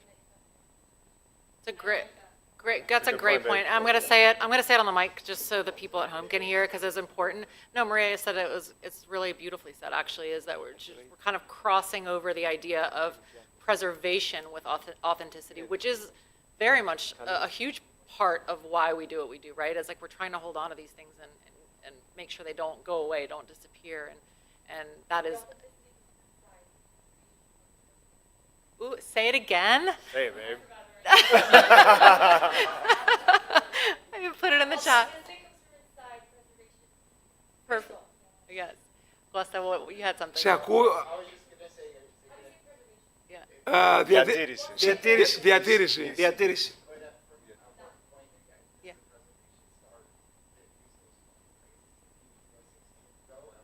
Yeah. Yeah. Guys, we At preserve. what point? Yeah. Sorry. No, go ahead. We preserve food in the fridge, but the tradition is still alive. I'm almost 57 years old in Greece, every year ruin the tradition, but the tradition is alive.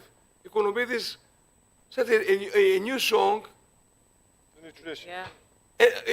guys, we are not cultural policemen. Επειδή ακούνε το κέφι, το γλέντι.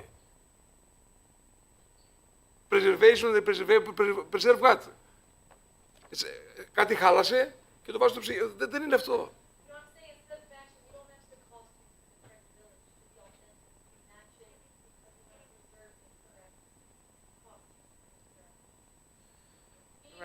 The correct costumes, Right. since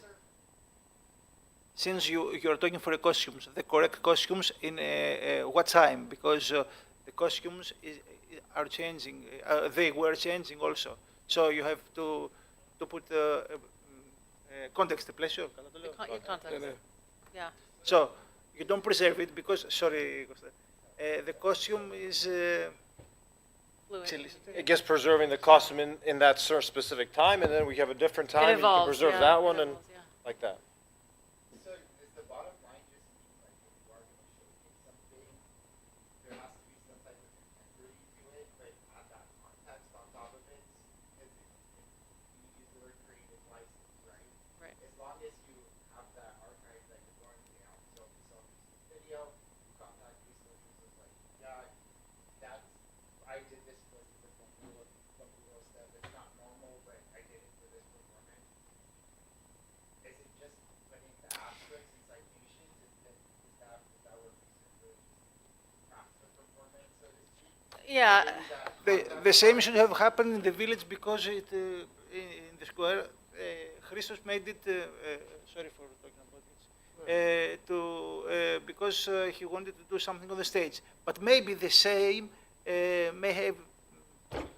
Θα μπορούσε να έχει συμβεί. It may have happened. Yeah. Yeah. Well, and I think you're also asking in the context of putting something on stage for competition, and I think the point is, if you are putting something in a very specific, let's say, time period or whatever it is, for HDF at least, where there's a space for you to like write that, tell us what you're doing, and this is what those 5-minute videos are for. Like, tell us, so we know where you were thinking and where you were coming from on it, and add those layers of context so that we understand what you're trying to show, because it is very hard to do that. Chloe? Chelsea, I think to also add to, like, everybody's answer is totally legit, but I think you need a broader step back, specifically to the conversation that we had with Michael. He was like, it's the responsibility of the director to get multiple sources. For example, there's a video on YouTube of Sarantos Kaperonis from like 500 years ago, that he was playing Gaida, a tradition skipto on the island of Knossos. If somebody was new to Knossos and they found this on YouTube, they'd be like, God, I heard this song and Anoixi Weekend said we do the same thing in Knossos. Yeah, 100%.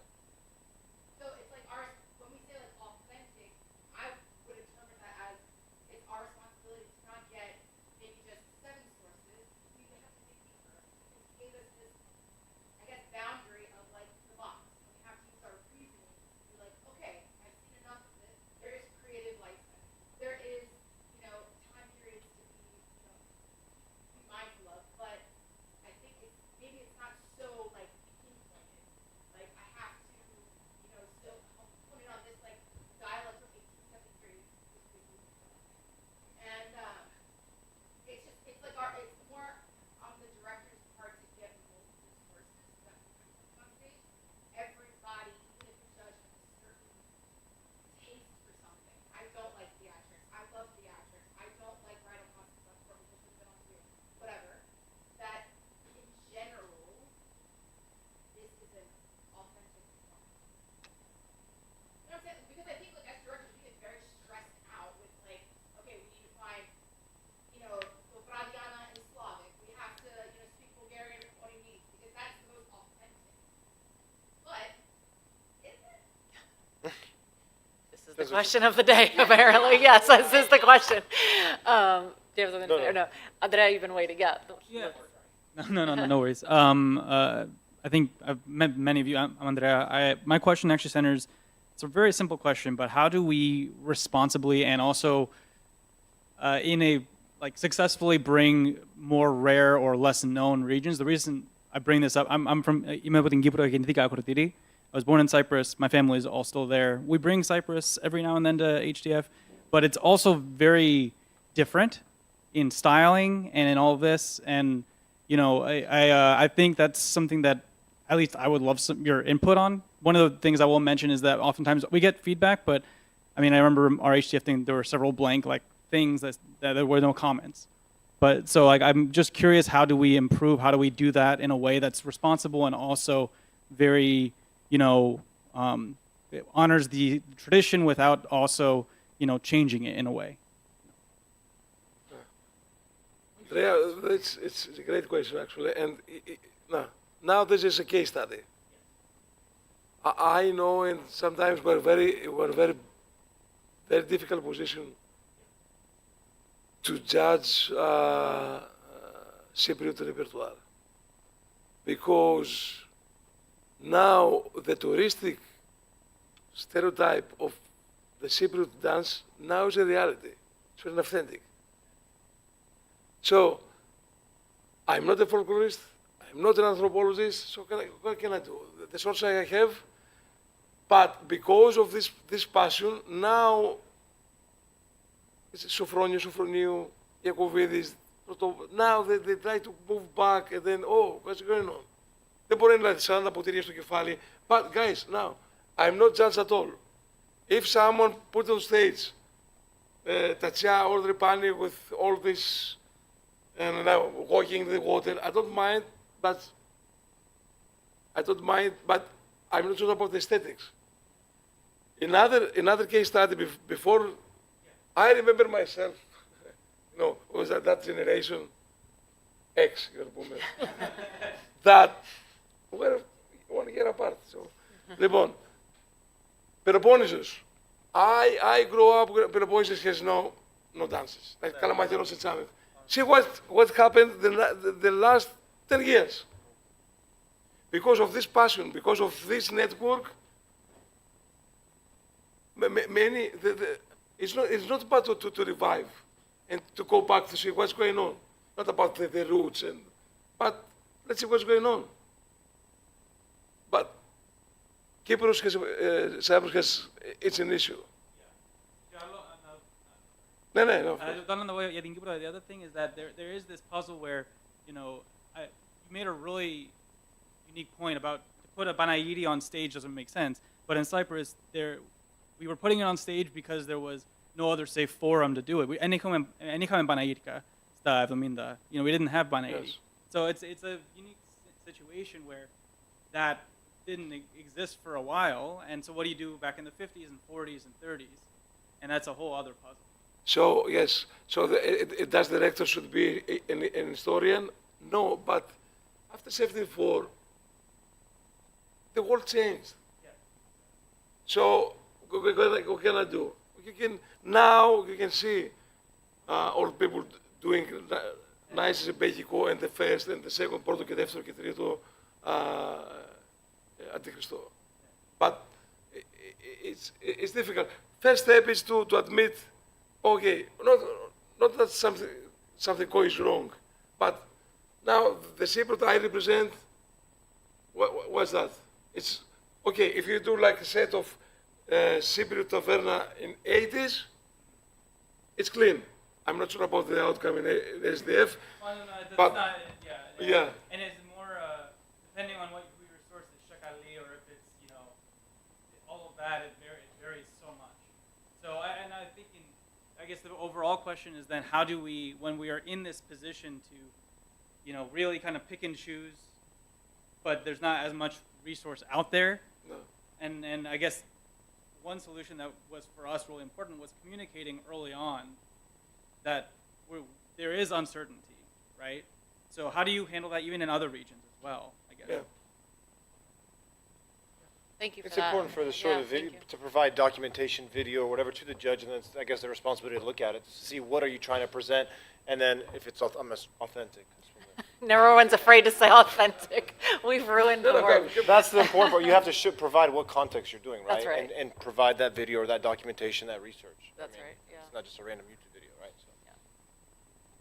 Okay, we might have time for one more. Is there any burning question that anyone wants to ask? otherwise we'll wrap it. Yeah, please. Could you do you mind coming up? This is Harry. Harry Kutromanis. ate 5 slices of pizza. What? I can He tell sat you. in the back so he could eat 5 pizza. slices Smart. of pizza. Okay, so hi. My question is, I guess it kind of centers around like authenticity and research, but let's just say, I mean, I think lots of directors come, they present a set, maybe they don't clarify a time frame. I think that, in my mind, is where like authenticity becomes like a big question mark. But how do you guys view a set that, let's say, 2 groups were to go do the exact same village, exact same thing? One says a time frame, one doesn't. Like, say that one group is mixing different time frames, so they're dancing with style from, you know, the pre-World War II style for this dance, but then they're doing something that's more modern for the next dance, and then this dance they're doing didn't arrive in this village until much later on, like, versus a group that's one time frame only. Do you guys view those the same? Do you view one better than the other? Judges, well, Go ahead, Christos. I don't have a preference personally. As long as you're within that time frame, for me, I would be okay. That's acceptable. Even if someone didn't say a time frame? Yeah, even if they didn't say a time frame. Okay, so you... If you're presenting a time frame, you want to stay within it. But if you're not presenting a time frame, then yeah, it's whatever. Then all bets are It's off. all- yeah, kind it's a of like- free-for-all. As long as it was done at some point. During Yeah, the- no, right, for sure, it's right. got to be accurate, Yeah. all right? But Yeah, I mean, absolutely. I think it's, I would, I mean, looking now that I think about it, it'd be cool to be more specific, right? But it would, not that I judge or anything, but would I subconsciously like one more than the other? I mean, not really. It'd be cooler to have it more specific, but I wouldn't personally judge one higher than the other. So how are you presenting it, you know? That's how I feel. quality still matters, no Yeah. matter what it is that you're doing, right? Yeah. Δεν είναι, depends on the director, δεν είναι και όπως το... Didn't say that. Yeah, absolutely. Right.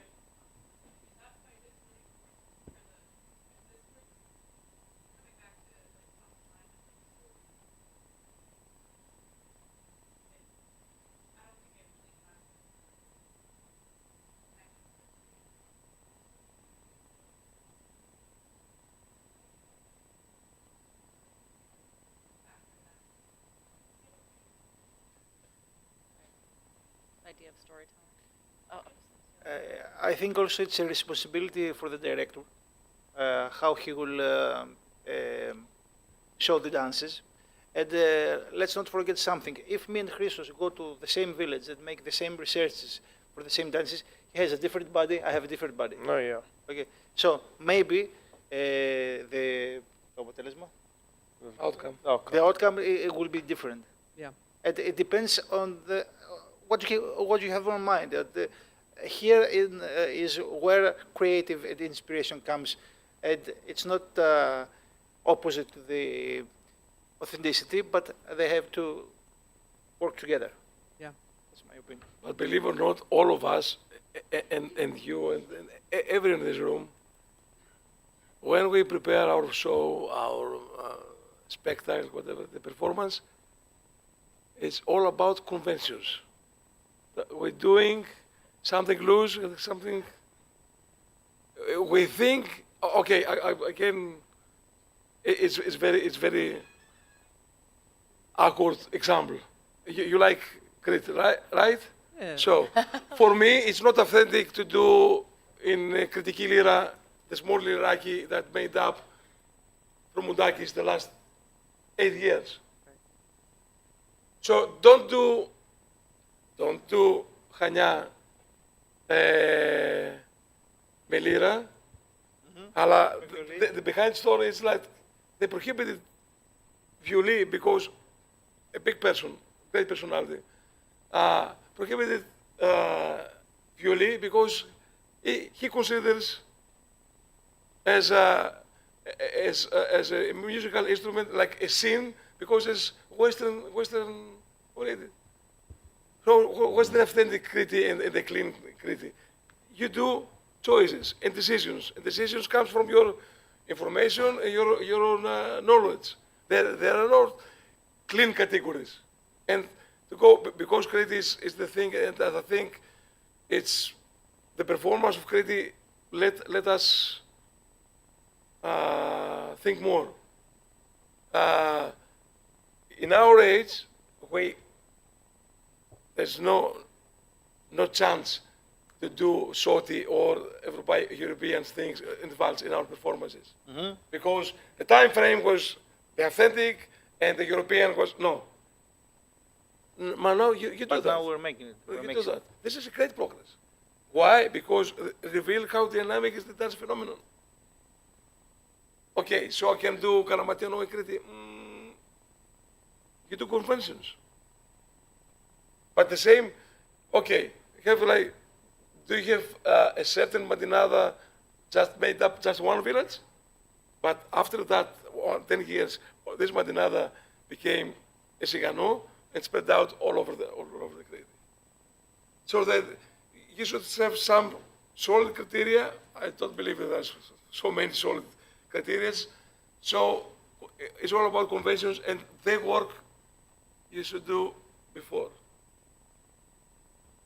Thank you. Good follow-up. Thank you so much. Or I did have a quick Oh, yeah, follow-up. please. It's No, okay. I'm sorry. Okay. No. Similar question, just like in terms of if, say you have two groups that are competing against each other, and one group director goes, researches brand new village, brand new region, presents something that, is kind of new to the research community, spends lots of time, energy, money to go to Greece and do that.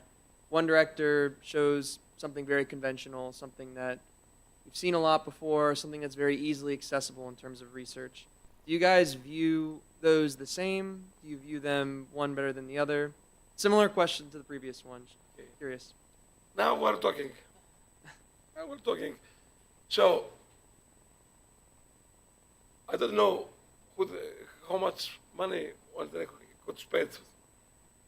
I can hear from our network. A lot. It's much.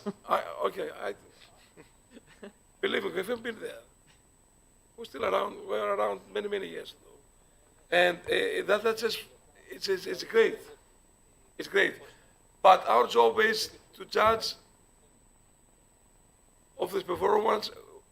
We watch on the spot. So the background, how many efforts. I mean, all of you put so much effort. But this is the one thing. I can spend like $10,000 to go in Argentina and do tango for the rest. I will be lousy tango dancer all my life. So, am I so talented director to metabolize this effort to bring this stuff on stage? That's great. That's great. For me, keep your motivation. I mean, here's your motivation. If your motive is pure, that's great. If your motive is pure, the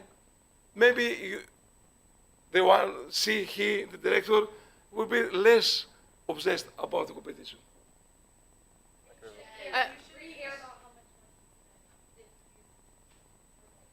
Well, I you're think money can be helpful, of course. It opens No, doors that's and gives you sources. research. Of course, it does. I think that ultimately the bottom line is the two scenarios you gave. Yeah, the money They- was just a side thing. No, yeah. but no, it's fine to say No, it it's because it's a important. reality, right? Yeah, It yes. takes that. But I think the point is who knows where that leads in terms of the final product, right? That still matters, and there's Yeah. so many more things that factor into. You could have fantastic research and still is a kind of a lousy performance. Yeah. Who knows? So when it comes down to the judging portion, I think it's so much more than that. Sure, if you can find something that's sort of undiscovered and bring it to the stage, it's so special. And if you kill it, heck yeah, it's gonna maybe do well and maybe edge out something else. But I think it still has to be great. But in also, many different ways. what about the small communities or small churches that don't have the sources? I much appreciate it to watch, let's say, an old-fashioned performance of critique, whatever drama, and the kids have such a good time. Our job as a judge, and that is HDF Policy. success, and I would like to point out Jordan in this, and all the judge panel, is to talk after that. Guys, maybe you do it this way. Just we can help you out to make your performance better.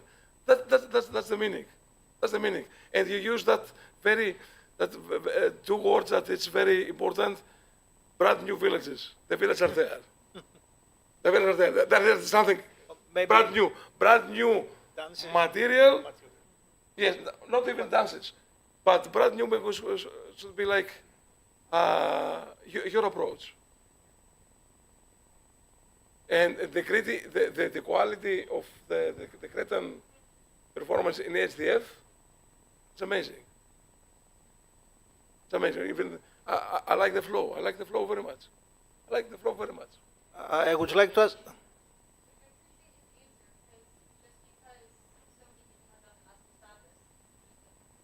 Trying to go say that up there, since you're right next to the mic, just so the people can. I got you, can hear Cody. you. Here you go. Yeah. No, no. Okay, so just because I'm just gonna pinpoint here. This is like Mazonakis now. Asbestades, okay, like so many people have performed that before. I'm just gonna give an example. Maybe I have it as an individual. So I would like Christo and the rest of the panel to view it for what it is and the material I presented as fresh, not just because it's never been presented before. I don't think that's realistic. It's all equal. It's all been in Greece. Nothing's new. And also to be, that's why we're here, to be honest and open. None of us researched the dances of all Greeks. None of us. None in Greece, none of us. We try to help each other. Who knows the whole repertoire? And actually, and all the performers you get make us think, see the sources, και μαθαίνουμε. Talking about asbestades, you know, you never know. If you were in our positions as judges, what's asbestades? Asbestades because became very popular in mid-90s. A small village of 550 people, 500 άτομα, they have like 2 syllagos or 3 sometimes. So, who's your source? Yeah. All the 3 sources are authentic. And what material is κάτι που δεν έχουμε βρει, undiscovered. What is asbestades, you said? Because you said before, what's your name? Harry. If someone goes to a village spending the money or no, okay, what is more to discover in 2026? Is something hidden? Okay, let's say you have $50,000 and you go to a village. What else could you see today that it's not presented? Of course, we don't know everything. I do have to make circles to do it again and again. But what will you discover in Crete now? What was happening in Crete on 90s is the 5 dances, you know, and you go and you present the Cretan dances. And okay, I was looking at my watch when the solo it will end in Crete because everyone goes as a leader at making solo again and again and again. Okay, I hate watching Crete, believe me. No, I hate watching Crete. No, I don't like Crete. I like Crete, but I hate watching dancers. You are in trouble. Yes. Might be time to go. I'm honest. Δεν είναι ενόργανη γυμναστική να πάω να δω τώρα τον Πετρούνια να κάνει τους κρίκους και να δω ότι είναι πάρα πολύ ωραίος. Έτσι δεν είναι. Δεν μπορώ άλλο. I'm up here. Στο HDF there were three groups dancing Crete. And it was one by the other, and I was like that. I'm gonna kill myself. Sorry about that, but they're doing the same. Okay, and every leader dancer was dancing for 30 or 40 minutes, going high, up and down. Okay. But They were perfect. But in Crete's defense, the shows, and I'm very serious, the quality of the shows in FDF and HDF forced people in Greece like us To rethink. to research more and reconsider because of you guys. For sure. Does any in the dancing group present the Glykomilitsa here in HDF? A very slow dance of Crete? Yes, one in so many years, in so many dances. Or Anyway, κάποιο χώρο που δεν ήταν τόσο beat, όλοι πάμε στην Κρήτη και κοπανιόμαστε εκεί πέρα. Δεν είναι μόνο αυτό, Maria, you wanted to say something? Microphone. Ms. Kaperonis. I think it's a misconception that the judges care about being spent. I think viewers are forgetting that the point of research and the point of spending money is not just for HDF to win platinum. It's Sarantos has spent bills in years and he does these research all the time. And we go to Greece and we do stuff and he calls his friends and if the intention is what matters, I think the judges you Yeah. have to do research because you love dance, not because and once you get that, then it all Falls the into place. judges don't I feel like Yeah. the misconception lately that people the judges do not care about how much money you spend. We don't know. Well, yeah, they may not know. Yeah. And to Maria's point, there's groups like at FDF, you can see it, they'll spend, like, I don't even want to know how much money, and they don't win, and it's not, it's, But the true people don't care if they win. Exactly. because The dance research matters. Let him speak. no. Andrea, but I'm going to ask someone to use the mic, though, because all the people at home are missing out on this good discussion. And then we're going to wrap up. I'm a researcher. I have my PhD in engineering, and I do this like research all the time. If we want that to take hold, I don't do research because I want to win. It's because I'm from Cyprus. I love my culture, and I love being able to learn and contribute. And for me, I think what we need to do as a community, if that's our true goal, which it is for me, is start to share it in forums outside of just HDF and MDF and FDF and whatever it is. I put all of my stuff on GitHub and on OSF because I want people to see it.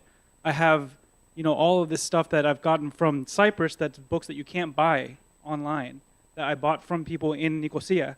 And I think that we need, as a community, need to make that more normalized, to share everything that we do. Because it's not about, I don't care. I want someone else to do Cyprus. It can't just be me and my dad up in Baltimore doing his group.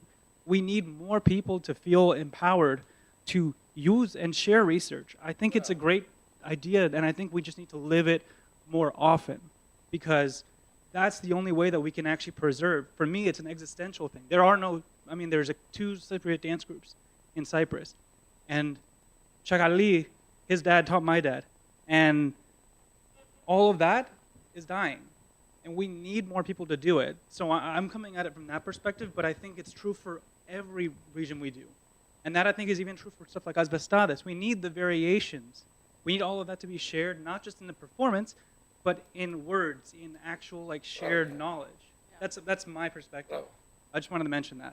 And also, bravo, Andrea. And also sharing our sources is inclusive.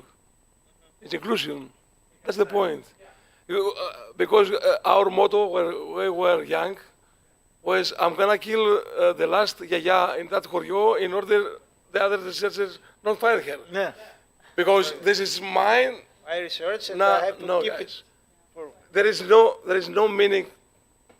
HDF through YouTube and HDF fora. There are uploads. Share your resources. Share. That's the whole word of paradosi, paradosi, paradino. And another thing, Christos, if I'm saying it right, is that when we're doing researches today, the ladies that they are now 80 or 70 years old, they're quite young to the ladies we were focusing when we were young, because I'm not a boomer, okay? Thank you. So we must see how things in their bodies changed. For example, my mom is 81. She never was dressed with the traditional costume. It was in the period that they were changing, but she knows how to dance. But my sister is 60 years old. Okay, but she knows how to dance, but not in the way. But if she was living in the village and not in Athens, so we have to focus in other. I'm losing my English. Στο πώς έχει μεταμορφωθεί η παράδοση στα καινούργια σώματα, στα χωριά που υπάρχουν σήμερα. γιατί και εκεί έχουν αλλάξει. Δεν θα ξεχάσω, I won't forget, anyway, I'm coming back to my English, that when I was going back to the village, they were saying to me, you have to show us, because you are living in Athens now, you have to show us some new steps in Karaguna. Or, what's that? I'm going to bring it back and then wrap it up. And I think what we're saying here, and Harry's question, I mean, here's the thing. The core and the reason for what we do are the things that we just said, that we really just brought it home, and that was really beautiful. The challenge is, and where your question was coming from, Harry, is that we do have a competition, and there is criteria, and it's so hard to, and this is the biggest challenge, and this is the two-headed monster of what competition is. It's like it kind of forces us into that game. But what's the real point? And those are always going to be, as long as competition's a thing and we're doing it, those things are always going to be a hard balance. And so these conversations are so important and so helpful. But I think coming back to that core and remembering why we're doing it is always valuable. But but it's very important, like Maria said, it's got to be that competition has to be the last thing on your mind. Right. If it all come together, if you've got the passion and love for it, it'll come on stage, your passion and love. That's never, and from a personal experience, I mean, I've directed, they never directed at HDF, obviously, but as a director, I never thought about a competition. I mean, you might get inspiration for a set, but you can never go on to, I mean, you want to win and stuff, whatever, but that's never the goal. I've won, you've lost, whatever, it doesn't matter, no one cares. Every Monday morning forgets about it. No one cares. Maybe in the next Monday. Some people. I mean, the next Monday. In a few months. So your motive's got to be love for it. That's right. the bottom line. Amen. Amen to that. Guys, I loved this discussion, and we've gone on so much longer than I thought we would. And I just want to thank our panel, which was amazing, and thank you so much for being here and for all of for the love and care that you give to our traditions and to this crowd. Thank you guys. This is a fantastic crowd. So big round of applause to you guys. And also, Stacie, we thank Anoixi for inviting us and you personally, because you know all the structure and the mastermind for this structure is Stacie ideas, and we talk a lot about it.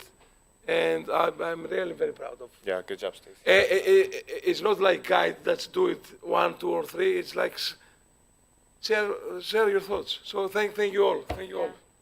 Thank you all. Let's have a great weekend. Thank you again.